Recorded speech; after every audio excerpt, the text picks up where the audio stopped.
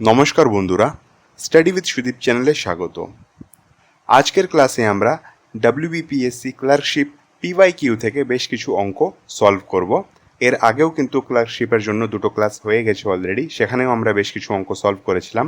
আর তার আগে কিন্তু আমরা মিসলেনিয়াসের পিওয়াইকিউ থেকে অঙ্ক সলভ করেছিলাম। ঠিক আছে, তো টোটাল আমাদের 6টা ক্লাস হয়ে গেছে অলরেডি, এটা 7 নম্বর ক্লাস চলছে। যদি চ্যানেলকে এখনও সাবস্ক্রাইব করোনি তো সাবস্ক্রাইব করে নাও, আর বেল আইকনটা অবশ্যই প্রেস করে দেবে, তাহলে প্রত্যেকটা সাবজেক্টের ক্লাসের নোটিফিকেশন তোমার কাছে ইজিলি পৌঁছে যাবে।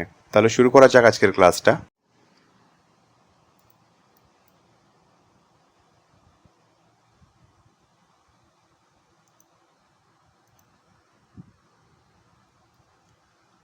তো প্রথম প্রশ্ন বলছে, a fruit seller bought 11 apples for 10 rupees and sold 10 apples for 11 rupees, how much profit or loss did he make? তাহলে বলছে যে একটা ফল বিক্রেতা 11টা অ্যাপেল কিনছে 10 টাকাতে, আর 10টা অ্যাপেল বিক্রি করছে 11 টাকাতে, তাহলে তার কতটা প্রফিট হচ্ছে বা লস হচ্ছে সেটা আমাদেরকে বলতে হবে। এই ধরনের অঙ্ক কিন্তু আমরা একটা ট্রিক দিয়ে সলভ করে থাকি অলওয়েজ। তো আমি আগে তোমাদেরকে সেই ট্রিকটা দেখিয়ে দিচ্ছি, তারপরে কিন্তু আমরা যেটা প্রপার মেথড হয় সেই বেসিক মেথডেও কিন্তু আমরা সলভ করে দেখে নেব। ঠিক আছে, এক্সাম হলে আমি প্রেফার করবো যে তুমি শর্টকাটটা ফলো করো, বাট যদি শর্টকাট তোমার আটকাচ্ছে, মানে তুমি সেই মুহূর্তে তোমার ক্লিক করছে না, তাহলে তুমি বেসিক মেথডটাই ফলো করবে। তাহলে প্রথমে আমরা শর্ট ট্রিকটা দেখে নিই।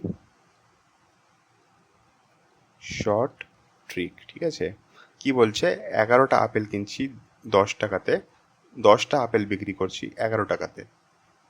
এইভাবে লিখে নিয়ে আমরা জাস্ট ক্রস মাল্টিপ্লিকেশন করে দেব। কি পাবো, 11 ইন্টু 11 হয়ে যাবে 121, 10 ইন্টু 10 হয়ে যাবে 100, আর এখানে এই দুটোকে মাইনাস করে ডিভাইডেড বাই 100 করে দেবো। এই 100টা কেন করলাম, কারণ এখানে 10 ইন্টু 10 করছি বলে। ঠিক আছে, এখানে যা থাকবে সেটাকেই কিন্তু নিচে আমরা লিখব। ঠিক আছে, আর মাল্টিপ্লাইড বাই 100 করে দেবো। এটাকে সলভ করলে তোমার চলে আসবে 21%। ঠিক আছে, এবার এই 21%টা কিন্তু প্রফিট হবে অবভিয়াসলি, কারণ আমরা বড় থেকে ছোট বিয়োগ করছি বলে। ঠিক আছে, এটা খুবই শর্ট ট্রিক। আর সত্যি কথা বলতে এই ট্রিকটা তুমি তখনই বুঝতে পারবে বা তখনই অ্যাপ্লাই করতে পারবে যখন তুমি এর লং মেথডটা জানবে। যদি লং মেথডটা না জানো তাহলে কিন্তু সেটা তুমি পারবে না। ঠিক আছে, তাহলে এবার আমরা বেসিক মেথড দেখে নিই। দেখো, বেসিক মেথডে কি বলা হয়, এসপি মানে হচ্ছে সেলিং প্রাইস থেকে যদি আমি কস্ট প্রাইস বিয়োগ করি, আর সেটাকে যদি আমি কস্ট প্রাইস থেকে ডিভাইড দিয়ে দিই, আর তারপরে সেটাতে যদি আমি 100 মাল্টিপ্লাইড করি, তাহলে আমি কি পাবো, তাহলে আমি প্রফিট পার্সেন্টেজ পাবো। এটা হচ্ছে আমাদের বেসিক রুল, তাই তো? যদি আমি এখানে সিপি থেকে এসপি মাইনাস করতাম তাহলে আমার এখানে প্রফিট হতো না, লস হতো। এটুকুটা বেসিক আছে, তোমরা সবাই জানো এটা। ঠিক আছে, তাহলে জাস্ট এখানে যে আমি লিখলাম সেখানে আমি এসপি আর সিপির ভ্যালু পুট করে দিলে কিন্তু আমার প্রবলেম সলভ হয়ে যাবে।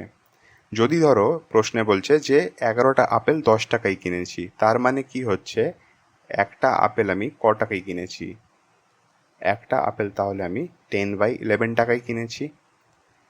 ঠিক আছে, এটা হয়ে গেল আমার সিপি। আচ্ছা, আবার বলছে বিক্রি করার সময়তে যে আমি 10টা আপেল 11 টাকায় বিক্রি করেছি, তার মানে হচ্ছে 11/10, এটা হয়ে গেল আমার এসপি। একটা আপেলের দাম বেরিয়ে গেল। এবার একটা আপেলের দাম আমি জানি বিক্রি করার, আর একটা আপেল কেনার দামও আমি জানি, তাহলে আমি প্রফিট আর লস এবার ইজিলি বার করে নিতে পারবো। জাস্ট ভ্যালুগুলো পুট করে দিই আমি, 11/10 মাইনাস 10/11 ডিভাইডেড বাই সিবি, এবার 10/11 মাল্টিপ্লাইড বাই 100। এটাকে সলভ করলে আমরা আমাদের অ্যান্সার পেয়ে যাব। কি হবে দেখে নিচ্ছি, 121 মাইনাস 100, এখানে আসবে তোমার 110, নিচে রয়েছে 10, এখানে রয়েছে 11। তাহলে এখানে আমরা জানি যে যে সব থেকে উপরে সে সব থেকে নিচের সাথে গুণ হয়, আর মাঝামাঝি দুটো গুণ হয়ে যায়। ঠিক আছে, তাহলে কত হবে, এখানে আমি জাস্ট সলভ করে লিখছি ডাইরেক্ট। ঠিক আছে, আর কোনো স্টেপে আমি ব্রেক করছি না এটাকে। তাহলে এই 11 দিয়ে এটা 10 বার যাবে, এই শূন্য আর এই শূন্য দিয়ে এই দুটো শূন্য কেটে গেল, পড়ে থাকলো কি আমার কাছে 21% প্রফিটের। ঠিক আছে, এটা ছিল বেসিক মেথড। এই বেসিক মেথডটা যদি তুমি বুঝতে পারো তাহলে কিন্তু তুমি এই মেথডটাকেও ইউজ করতে শিখে যাবে। ঠিক আছে, এক্সাম হলে সত্যি কথা বলতে আমি তো প্রেফার করবো যে এই মেথডটা তোমরা ফলো করো। দুটোর তুমি প্রথমে যা দিয়েছে যে কী দামে কিনেছো আর কতটা কি বিক্রি করছো সেই দুটোকে লিখে দিলে, ক্রস মাল্টিপ্লিকেশন করলে দিয়ে মাইনাস করে তুমি সিপি দিয়ে, এই যে এখানে যা কাজ হচ্ছে এই কাজটা কিন্তু এখানে যা হচ্ছে। ঠিক আছে, এই দুটো কিন্তু সেম কাজ হচ্ছে, এটা আর এটা কিন্তু সেম কাজ হচ্ছে। যদি এটাকে তোমার বুঝতে একটু সমস্যা হয়, ভিডিওটাকে পজ করো, এই ফর্মুলাটা তুমি চেক করো, আর এখানে যা ভ্যালু রেখেছি সেটা চেক করো, তুমি ইজিলি বুঝতে পারবে। ঠিক আছে, নেক্সট প্রশ্ন দেখবো আমরা। নেক্সট প্রশ্ন বলছে, a certain number when divided by 175 leaves a remainder 132. When the same number is divided by 25, the remainder is. ঠিক আছে, তো বলছে কোনো একটা সংখ্যা আছে, সাপোজ এক্স আছে, তো সেটাকে যদি ডিভাইড করা হচ্ছে 175 দিয়ে, তখন কিন্তু সে রিমাইন্ডার রাখছে কত, 132। ঠিক আছে, এই এক্সটাকেই আমি যদি 25 দিয়ে ডিভাইড দিই তাহলে রিমাইন্ডার কত থাকবে সেটা আমাদেরকে বলতে হবে। ঠিক আছে, তো কি করব, দেখো কোনো জিনিসকে যদি কিছু দিয়ে ভাগ দিয়ে রিমাইন্ডার যদি থাকছে, তার মানে হচ্ছে কি, অ্যাটলিস্ট মানে মিনিমাম চান্সেস কি আছে যে একবার তো গিয়েই হবে সেই সংখ্যাটা 175 দিয়ে, রাইট? তাহলে আমরা কি করতে পারি, একবার যেহেতু সেই সংখ্যাটা ডিভাইড হয়েছে 175 দিয়ে, তার জন্য 175 প্লাস রিমাইন্ডার রাখছে সে 132, দুটোকে আমি যোগ করে দিলাম, কত হবে, 5 2 7, আর 7 3 এখানে 10 হয়ে গিয়ে 0, এখানে 307 হয়ে গেল এটা। তো যদি আমি 307কে ডিভাইড করি 175 দিয়ে, তাহলে একবার যাবে 175 আর রয়ে যাবে 132। ঠিক আছে, এটাই আমাদেরকে এখানে প্রশ্ন দিয়েছে, কন্ডিশন ফুলফিল হচ্ছে, তার মানে আমার এই সংখ্যাটা 307 যে আছে সেটা কিন্তু ঠিক আছে একদম। এবার আমি কি করব, এই 307কে 25 দিয়ে ডিভাইড করে দেব, তাহলে আমি দেখে নেব কতবার যাচ্ছে। প্রথমে একবার যাবে, তারপরে এখান থেকে 5, আর এখানে 7টা নামিয়ে নিলাম, কত যাবে, হয়ে গেল দুবার, রাইট? 7 আমার রিমাইন্ডার থেকে গেল, অপশন বি হয়ে গেল কারেক্ট উত্তর। ঠিক আছে, খুব ইজি ছিল, জাস্ট একদম অঙ্কে যা বলেছে সেটাকে ফলো করলাম, আমি আমার অ্যান্সার পেয়ে গেলাম। ঠিক আছে, ওকে, নেক্সট প্রশ্ন দেখবো আমরা। আচ্ছা, নেক্সট প্রশ্নটা জাস্ট দেখতে একটু মানে কমপ্লেক্স লাগছে, বাট খুব ইজি আছে। আমরা চোখ বন্ধ করে একটা রুল ফলো করব, সেটা হচ্ছে বদমাস রুল। ঠিক আছে, বদমাস বলো, বদমাস বলো, যাই বলো, জাস্ট এটাকে মনে রাখলেই হলো। ঠিক আছে, তাহলে প্রথমে এই রুল অনুসারে, আচ্ছা আমরা প্রথমে এখানে লিখে নিই, তাহলে একটু সুবিধা হয়ে যাবে আমাদের জন্য। এখানে দেখো আমি কিন্তু ডিভাইড সাইন ইউজ করলাম না, ডাইরেক্ট এটাকে আমি নিচে লিখে দিলাম। ঠিক আছে, দেন মাল্টিপ্লাইড আছে, তারপরে ব্র্যাকেটের ভেতরে আবার দুবার লেখা আছে, ব্যাস হয়ে গেল। এবার এটাকে সলভ করে দিই, আর বদমাস রুল অনুযায়ী সব থেকে আগে ব্র্যাকেট সলভ হবে, তাহলে আমি আগে ব্র্যাকেট সলভ করে দেব। ঠিক আছে, আমি এই পেছন দিক থেকে এটাকে লিখতে শুরু করছি, তাহলে আর একটু বেটার ওয়েতে তাড়াতাড়ি হয়ে যাবে জিনিসটা।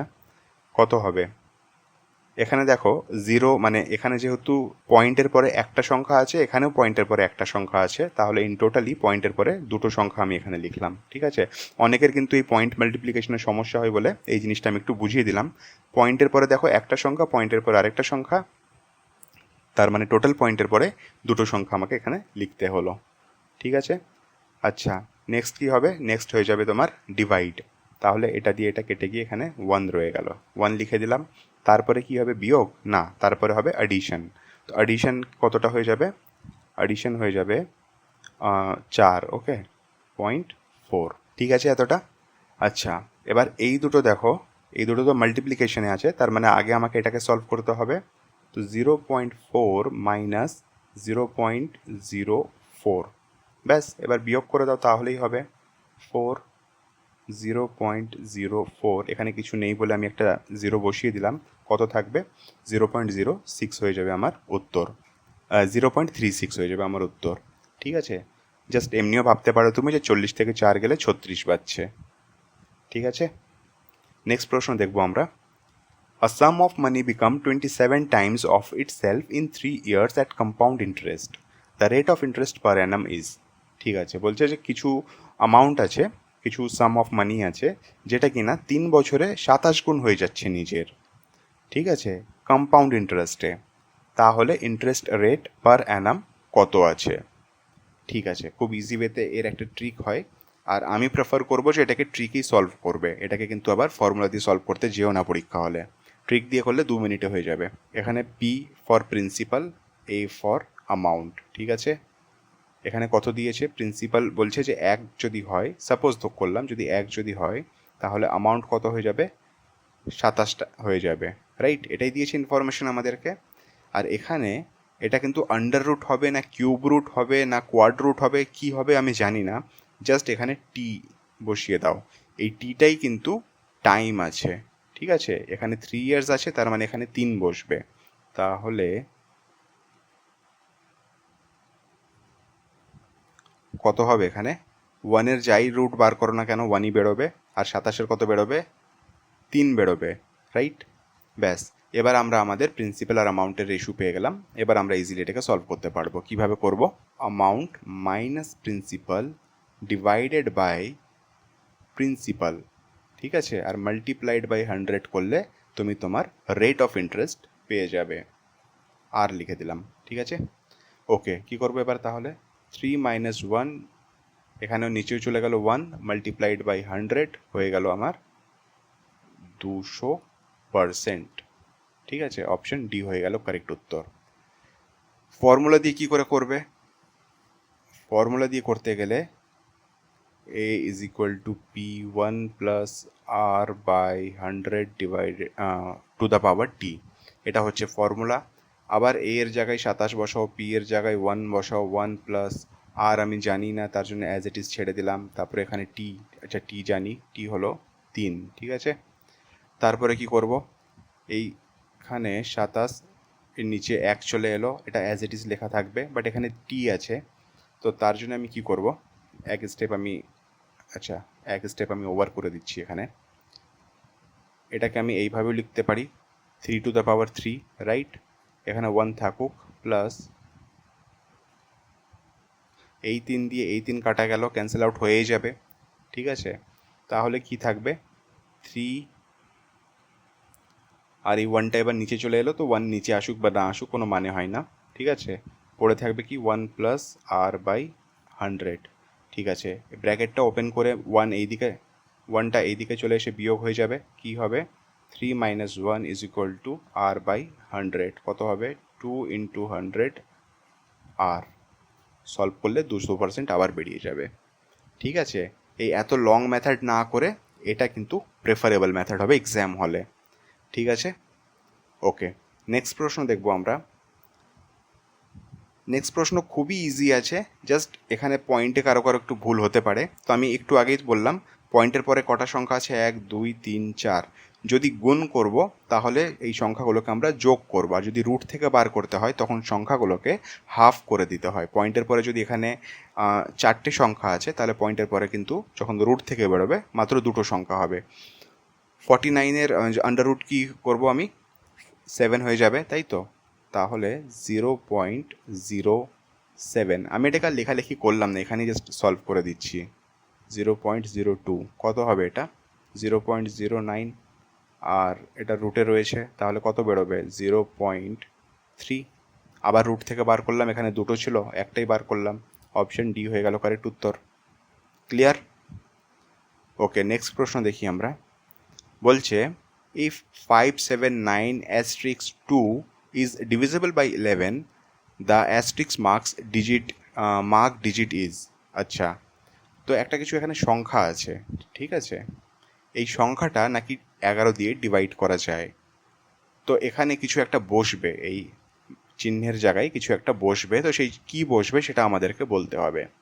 11-এর ডিভিজিবিলিটি রুলটা যদি তুমি জানো তাহলে এটা ইজিলি করতে পারবে। কি হয় 11-এর ডিভিজিবিলিটিটা রুল? তো হচ্ছে sum of digit on even place odd place minus sum of digit on even place, ঠিক আছে। মানে হচ্ছে যে অড প্লেসে যেই সংখ্যা আছে, যেমন অড প্লেসে হচ্ছে 5, অড প্লেসে হচ্ছে 9, অড প্লেসে হচ্ছে 2, ঠিক আছে, এই অড প্লেসে যা সংখ্যা আছে সেটার যোগ করো, আর ইভেন প্লেসে যা যা সংখ্যা আছে যেমন 7 আর এখানেও কিছু একটা হবে, এই দুটোকে যোগ করে বিয়োগ করে দাও।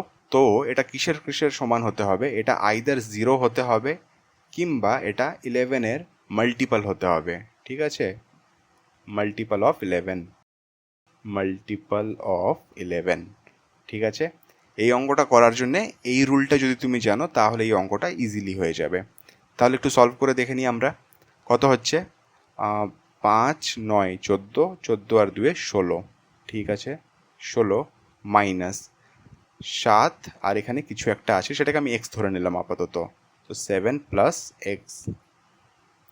এবার দেখো এই সমান সমান আমি কি বসাবো, 0 বসাবো নাকি 11-এর মাল্টিপল বসাবো? তো দেখো এখানে যদি আমি 0 বসাই তাহলে আমার কাছে রয়েছে 16, আর 16 থেকে নিশ্চয়ই আমাকে কিছু মাইনাস করতে হবে, আর এখানে অলরেডি 7 আছে, তার মানে আমি যদি 16 থেকে সোজাসুজি 7ও বিয়োগ করে দিই তাও কিন্তু আমার কাছে 9 পড়ে থাকছে, রাইট? তো যেটা কিনা এই 9টা কিন্তু 11-এর থেকে কম আছে, তার মানে এটা 11-এর আর বেশি মাল্টিপল তো হতে পারবে না, কিন্তু 0-র সমান সমান হতে পারবে, ঠিক আছে। তার জন্য আমি এখানে 0 বসিয়ে দিলাম। আচ্ছা, তাহলে এখানে কত বসানো যায়? এখানে যদি আমি 9 বসিয়ে দিই তাহলে 9 সাথে 16, আর 16 মাইনাস 16 হয়ে যাবে 0, রাইট? তাহলে এক্সের ভ্যালু দাঁড়িয়ে গেল 9। যদি তোমার মনে হয় যে এখানে তুমি গেস করতে পারবে না তাহলে এটা ইকুয়েশনটাকে সলভ করে নেবে, তাও তোমার অ্যান্সার বেরিয়ে যাবে। এখানে ব্র্যাকেট ওপেন হলো বলে মাইনাস হয়ে গেল এটা, আর এটা সমান সমান 0, তাহলে 9 ইকুয়ালস টু, ঠিক আছে। কোশ্চেনটাতে কিছুই ছিল না, জাস্ট এখানে তোমার এই 11-এর রুলটা যদি জানা থাকতো তাহলে তুমি এটা পারতে করতে, ঠিক আছে। নেক্সট প্রশ্ন দেখে নিই আমরা। বলছে in a 200 meter race A runs at 5 kilometer per hour speed, A gives B a start of 8 meter and still beats him by 8 second. Find the speed of B in meter per second. Meter per সেকেন্ডে আমাদেরকে speed বার করতে হবে B এর, ঠিক আছে। এই যে এখানে দেওয়া রইল, ঠিক আছে। অঙ্কটাকে একটু আমরা বুঝে নিই আগে। ধরে নাও এটা হচ্ছে ডিস্টেন্স, এই ডিস্টেন্সের ভ্যালু হচ্ছে কত? 200 মিটার হচ্ছে, রাইট? আর এখানে কোথাও ধরে নাও 8 মিটার আছে। তাহলে এ যখন রেস করছে এ কিন্তু এখান থেকেই রেস করতে স্টার্ট করবে আর সম্পূর্ণটা কমপ্লিট করবে, কিন্তু বি এখান থেকে শুরু করছে। কেন শুরু করছে? কারণ এখানে দেখো লেখা আছে A gives a start of 8 metre, A বিকে একটা 8 মিটারের স্টার্ট দিচ্ছে, ঠিক আছে। তাহলে বি কিন্তু 8 মিটার আগে থেকে স্টার্ট করলো। এই সমস্ত কিছু করার পরেও বি 8 মিটার আগে থেকে স্টার্ট করার পরেও কিন্তু 8 মিনিটে হেরে গেল, এই 8 সেকেন্ডে হেরে গেল, সরি 8 সেকেন্ডে হেরে গেল এর থেকে, ঠিক আছে। তাহলে সাপোজ এ যদি টি টাইম নেয় তাহলে বি কত টাইম নিয়ে হবে? বি তাহলে ধরে নাও টি প্লাস 8 সেকেন্ড টাইম নিয়েছে, ঠিক আছে। এটাও সেকেন্ডে হবে আর এটাও সেকেন্ডে হবে। টি প্লাস 8 কেন করলাম বুঝতে পারলে? কারণ এই 8 সেকেন্ড থেকে হেরে গেছে, তার মানে এই পুরো কমপ্লিট জার্নিটা বি আরও 8 সেকেন্ড নিয়েছে, ঠিক আছে। আমরা ডিস্টেন্স জানি, আমরা স্পিড জানি, টাইম আমাদেরকে বার করে নিতে হবে টি এর জন্য। তো টি যদি পেয়ে যাই তাহলে টি এখানে বসাবো আমরা, তো বি এর সম্পূর্ণ টাইম পেয়ে যাব। বি এর আমরা ডিস্টেন্স জানি, তো স্পিড ইজিলি বার করে নিতে পারবো, ঠিক আছে। ওকে, তাহলে আমরা সলভ করে নিই এটাকে। এ কতটা স্পিড কভার করেছে? তো এ কিন্তু সম্পূর্ণ স্পিড কভার করেছে, পুরো 200 মিটার কভার করেছে। তাহলে ডিস্টেন্স হয়ে গেল 200 মিটার। স্পিড কত আছে এর? স্পিড হচ্ছে 5 কিলোমিটার পার আওয়ার, কিন্তু আমাদেরকে মিটার পার সেকেন্ডে এখানে দেখো বার করতে হবে। তার জন্যে এটাকে আমরা কনভার্ট করে দিলাম 5/18 দিয়ে, মাল্টিপ্লাইড করে এই 5কে, ঠিক আছে। তাহলে কত হবে?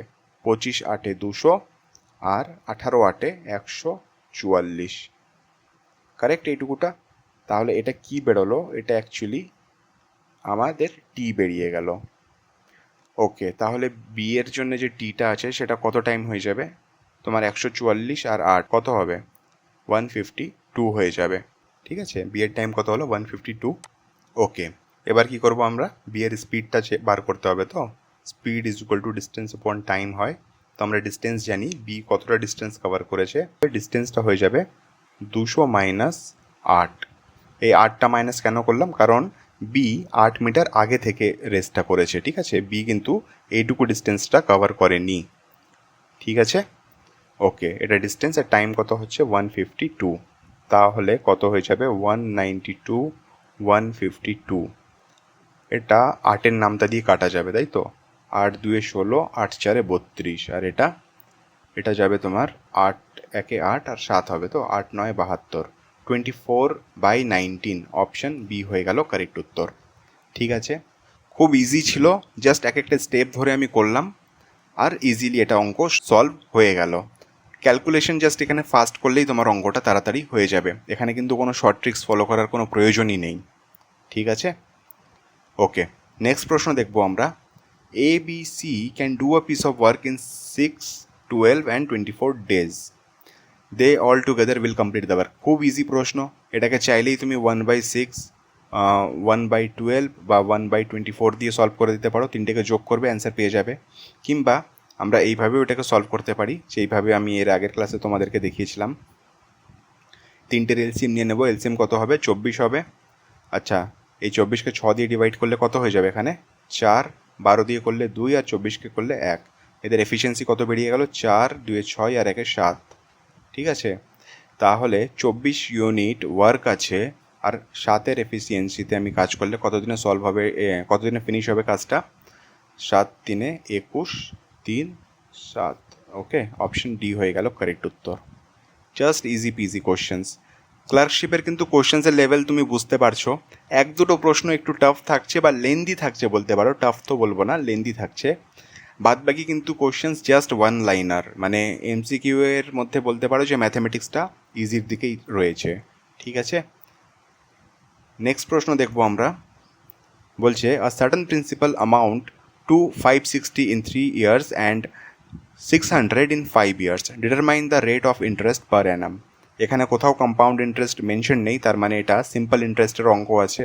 ঠিক আছে, তাহলে এখানে দেখো 560 হচ্ছে 3 বছরে, 600 হচ্ছে 5 বছরে। তাহলে 560 আর এখানে 600, এদের যে আমি ডিফারেন্স বার করলে কত হবে 40 টাকা। এই 40টা কিন্তু 2 বছরে বেড়েছে, রাইট। আর এই 2 বছরে বেড়েছে, কেন বেড়েছে, কারণ ইন্টারেস্টের জন্য বেড়েছে, এমনি এমনি তো বাড়েনি, সুদ পেয়েছে বলে বেড়েছে। তাহলে 1 বছরে কত সুদ পেয়েছে, 1 বছরে বলবে 20 টাকা পেয়েছে, কারেক্ট। তাহলে প্রথম কন্ডিশন এবার একটু আমরা চোখ দিই, 560 টাকা হয়েছে 3 বছরে, তার মানে এই যে 60 এসছে এক্সট্রা, এটা 3 বছরের সুদ আছে। তাহলে আমরা বলতে পারি এখানে থেকে যে 500 টাকার উপরে 60 টাকা সুদ হয়েছে 3 বছরে। তাহলে 1 বছরে কত সুদ হয়েছে, 1 বছরে হয়েছে 20 টাকা সুদ। তাহলে 1 বছরে 20%, 20 টাকা হচ্ছে 500 টাকার উপরে। এবার 500 টাকার ওই 20টা আমাদেরকে দেখে নিলে আমরা অ্যান্সারটা বার করতে পারবো। আর তুমি যদি মনে করো যে এইভাবে আমি মানে যেতে পারবো না, তাহলে 20 টাকা ব্রেক করবে না, 60 কত পার্সেন্ট হয় সেই পার্সেন্টটা বার করো, 60 টাকা কত পার্সেন্ট হয় 500, সেটাকে বার করো। দেন যেটা পার্সেন্টেজ বেরোবে, 12% বেরোবে, সেটাকে তুমি 3 দিয়ে ডিভাইড করে দাও, তুমি পারে এনামের তুমি ইন্টারেস্ট পেয়ে যাচ্ছ।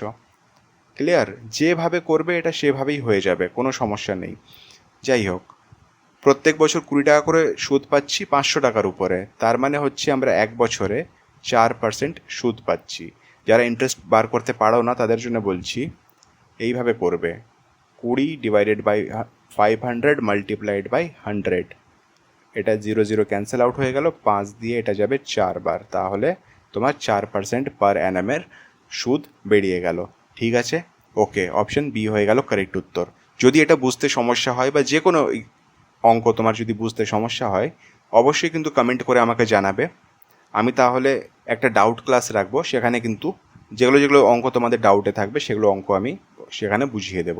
ঠিক আছে, ওকে, নেক্সট প্রশ্ন দেখবো আমরা। কি বলছে, দ্য ভ্যালিউ অফ, আচ্ছা এখানে রুট ওভার আছে, ঠিক আছে, এই যে দেখো রুট ওভার আছে এগুলো।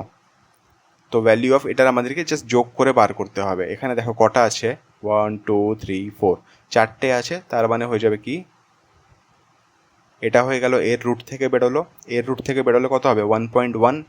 এখানে দুটো আছে, 121 11 হয় তার আন্ডার রুট, মানে যদি বার করো তো। ঠিক আছে, ওকে। এখানে কত হবে? 0.9 হয়ে যাবে। আর এখানে কত হবে? এখানে হবে তোমার 0.1। বুঝতে পারলে আমি কী করলাম এখানে? ব্যাস, এবার এটাকে যোগ করে দাও, তাহলে কত হবে? 0.1 প্লাস 0.9 হয়ে যাবে তোমার পুরো কমপ্লিট 1। এই 1-এর মধ্যে 1 প্লাস 1 প্লাস 0.03 কত হবে? 1.13, সরি 2.13 হবে। অপশন ডি হয়ে গেল কারেক্ট উত্তর। ঠিক আছে, নেক্সট প্রশ্ন দেখবো আমরা। আর এটা কিন্তু আজকে লাস্ট প্রশ্ন আছে। নেক্সট ক্লাসে কিন্তু আমরা আবার মিসলেনিয়াস থেকে বেশ কিছু অঙ্ক সলভ করব। ঠিক আছে, এইভাবেই কিন্তু অল্টারনেটভাবে আমরা মিসলেনিয়াস, ক্লার্কশিপ, এই সমস্ত জায়গা থেকে আমরা পিওয়াইকিউ থেকে কোশ্চেন্সগুলো নেব। আগে পিওয়াই থেকে সলভ করব, তারপরে কিছু একটু হাই লেভেলের কোশ্চেন্স আমরা সলভ করব। অ্যাটলিস্ট পিওয়াইকিউ তোমাদের যদি ভালোভাবে প্র্যাকটিস হয়ে যায় তো 50% ব্যাটেল তো তোমরা এমনি জয় করে নেবে, এক্সামে ভালো স্কোর করতে পারবে। আমি 4 এসআইয়ের সময়ও কিন্তু পিওয়াইকিউ এর উপর ভরসা করে অনেকটা পড়িয়েছিলাম। কোশ্চেন্সও অনেকগুলো কমন এসেছিল, কিন্তু কী আর বলবো, মানে পশ্চিমবঙ্গ সরকারের উপরে আর কিছু বলার নেই। সমস্ত খাটনি মানে আমারও বেকার গেল, যারা স্টুডেন্ট যারা পড়ে বলেছিল যে স্যার যা পড়িয়েছেন সেখান থেকেই এসেছে, এত কিছু মানে ভালো ভালো কমেন্ট পাওয়ার পরেও কিন্তু খারাপ লাগছে যে তাদেরও খাটনিটা নষ্ট হলো। কারণ তাদের মধ্যে অনেকেই জব করতো, তারা পড়াশোনার টাইমটা পেতো না। তো তার জন্যই তারা কি করতো, নাইট ক্লাসগুলো আমার দেখতো, আর সেখান থেকেই জাস্ট ওটার উপরে ভরসা করে তারা এক্সাম দিতে গেছিলো। মানে এইসব তথ্য ওদের থেকেই আমার জানা অ্যাকচুয়ালি। যাই হোক, এটা ভালো করে দিও, কারণ এইবার তেমন কিছু হবে না আশা করা যেতে পারে। কারণ এবার কিন্তু একটা লোকসভাও খুব একটা স্টেবল নেই, আর অনেক কিছু বদলে গেছে রাজনীতিতে। যাই হোক, কোশ্চেনটা দেখি আমরা। If the ratio of cost price and selling price of an article is, খুব ইজি, আমাদেরকে এখানে কস্ট প্রাইস দিয়েছে, এখানে সেলিং প্রাইস দিয়েছে, দুটোর রেশিও দেওয়া আছে অ্যাকচুয়ালি, প্রাইস না। What is the profit percent? আমি এর কোনো দাম দর কিছু বার করতে যাবই না, আমি জাস্ট দেখব যে SP minus CP by CP multiplied by 100 আমার এখানে প্রফিট পার্সেন্ট বেরিয়ে যাবে। তো এসপি কত আছে? 11, সিপি কত আছে? 10, ডিভাইডেড বাই 10 মাল্টিপ্লাইড বাই 100 কত বেরোবে? 10% বেরিয়ে যাবে। ঠিক আছে, চাইলে সলভ করে দেখে নেবে, এখানে 1 থাকবে আর এখানে 10 দিয়ে গুণ হলে 10 আসবে। অপশন বি হয়ে গেল কারেক্ট উত্তর। আজকের তাহলে অঙ্কের ক্লাসটা এখানেই শেষ হচ্ছে। নেক্সট ক্লাসে কিন্তু আমরা মিসলেনিয়াস পিওয়াইকিউ অঙ্ক সলভ করব। ঠিক আছে, তোমাদের যদি কোনো কোয়েরি, কোনো সাজেশন বা কিছু যদি রিকোয়ারমেন্ট থাকে তো কমেন্ট বক্স ওপেন আছে, অবভিয়াসলি কমেন্ট করবে তুমি, আর আমি সমস্ত কমেন্টের তোমার রিপ্লাই দেওয়ার চেষ্টা করব, বা তোমাদের যেমন নিডস থাকবে সেগুলোকে ফুলফিল করার চেষ্টা করব। যদি ক্লাসটা ভালো লেগে থাকে, যদি আমার এফার্টটা ভালো লাগে তোমাদের, তো প্লিজ ভিডিওটাকে একটা লাইক করে দেবে। আর তোমার ফ্রেন্ডসদের সঙ্গে যারা এই ক্লার্কশিপ মিসলেনিয়াস পরীক্ষার প্রিপারেশন নিচ্ছে তাদের সঙ্গে এই ভিডিওটা একটু শেয়ার করে দেবে, তাহলে তাদেরও একটু হেল্প হয়ে যাবে। যদি চ্যানেলে নতুন আছো, এখনও চ্যানেলকে সাবস্ক্রাইব করোনি, তো বলবো চ্যানেলটাকে সাবস্ক্রাইব করে নাও, আর বেল আইকনটা কিন্তু অবশ্যই প্রেস করবে, তাহলেই কিন্তু math class, science class, general স্টাডিজের ক্লাস আর ইংলিশ ক্লাসের নোটিফিকেশন তোমার কাছে সহজেই পৌঁছে যাবে। ঠিক আছে, তাহলে দেখা হচ্ছে নেক্সট ক্লাসে, ততক্ষণ পড়তে থাকো, রিভাইজ করতে থাকো।